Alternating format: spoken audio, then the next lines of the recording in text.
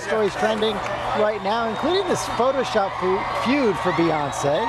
Amanda Bynes' latest. Also, we're going to get a little bit on American Idol as well. Our friend Jess Cagle from Entertainment Weekly is here. Thank you for being here. It's nice and cool here today. Yeah. So amazing. Here we see Entertainment Weekly right here. So let's talk about Beyonce right here.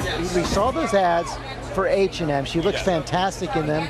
But there seems to be some kind of feud going on. Somebody saying, some people reporting that Beyonce was very upset because they wanted to actually Photoshop the ads. Right. Well, if it was not photoshopped or altered in some way, it would be the first ad in the history of advertising altered in some way. If you look at the photo, to me it doesn't look like her shape was changed. She doesn't look that much thinner, and that's what's helped. I also find it hard to believe that Beyonce does not have some control, and by that I mean total control over any images of her that are put out by a studio or an ad agency. So I'm not so sure. Well, and H&M does say that it's been a wonderful working process, close cooperation, both parties happy with the final image. Yes, H&M says they're all happy.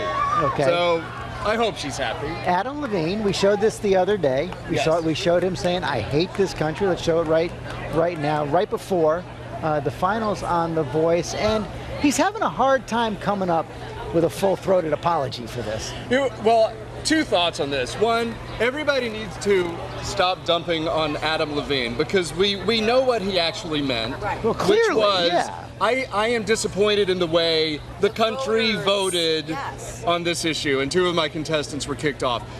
However, I think that he should have actually come out and made a real apology and then explained himself, which he did beautifully. I love my country, I was just frustrated, but I think a stronger apology was necessary because those are pretty strong words, even though we have heard other people say them in a similar context, especially on election day. The flat statement, yeah, absolutely. Yes.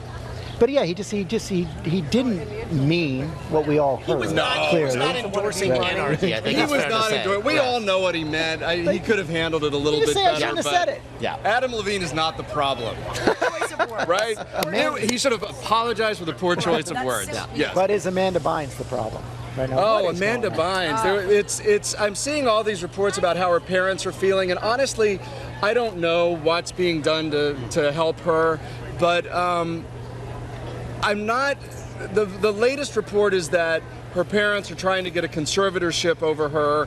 I don't know if that's true. And they really do want to help. And they do want to help, but it's really hard to get a conservatorship over someone. And anytime she's been taken in, the judge has not seen any compelling reason to put her under lockdown. She is an adult. Put her under lockdown. Yeah, I mean, it's harder than it's very, very hard. I hope that she finds help on her own. It's a sad story, though. She just really tweeted, sad. "I'm not crazy." She's, so she's sort of refuting. A lot of people are seeing her behavior, making judgments, rushing to judgment. But I think ultimately everybody wants one thing, which is her to live a healthy, happy life. Whatever the problem is. Yeah.